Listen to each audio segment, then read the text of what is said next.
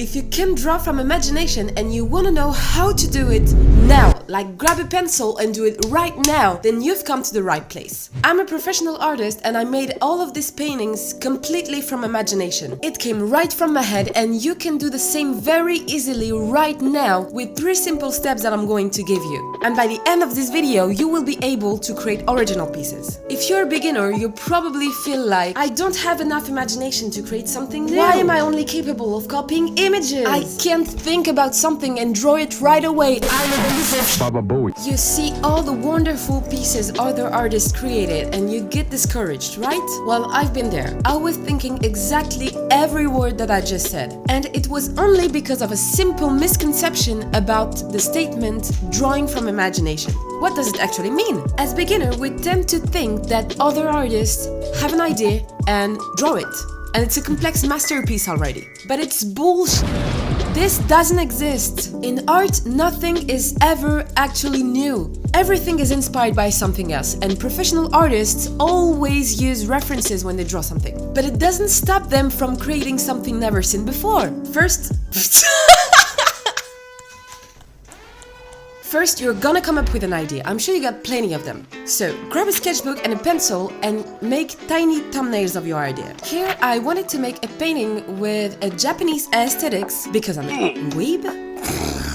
I knew that I wanted a train and that I wanted electrical lines. But obviously, I don't know what a train looks like without a reference, and I'm sure you don't either. So I typed in Japanese train on Pinterest and I made a board with a lot of Japanese train images, and I used them as references for my sketches. You can make several sketches to try different compositions and choose the one that you prefer. Once you did that, you have kind of a reference for your artwork. You can use this thumbnail as a reference for the final artwork, and it will be much easier than if you had started with it first. But before starting your final piece, you have to figure out every aspect of your idea. It's very important to plan and organize very well your ideas when you're not copying something. So, write down everything you have in mind, make a list. Which color will be dominant? What is the subject of your painting? What color you want the subject to be? What do you want in the background? Do you want cloud in the sky or not? What's the light direction and the light color? And the list goes on and on. If you think of something, write it down. Once you know exactly how you want every part of your artwork to look like, it's time to look for references. In this case, this image is the one that gave me the idea for the vibe, the oversaturated colors, and the feeling that it gives. So I found similar images and they will be my references for the colors and the feeling that I wanted for my painting. This image was the one that I used for the train model. I used it for all the details on the train.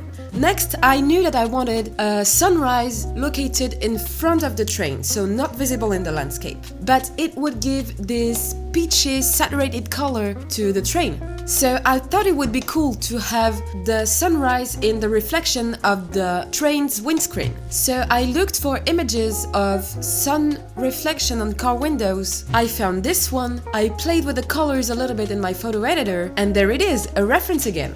I also used a lot of varied references for the background, like this idea of using this shade of blue-green at the bottom of the forest. I didn't come up with that. I saw it in this painting and I thought it would work with my forest, and it does. And because you have a reference for every element of the painting, it will be much easier to do it. But you're still doing it from imagination because you are creating something new. You created this, no one else did. And you're not less of an artist, or your work don't have less value if you use the references. Drawing without reference at all is possible. For example, I can draw eyes like that. I don't need any kind of reference, I know what an eye looks like. But it's because I drew a ton of eyes when I was younger. I was obsessed with eyes, so I practiced a lot, and now I am able to draw eyes from memory. And drawing from memory is different than drawing from imagination. To draw from imagination, you don't specifically need to be able to draw from memory.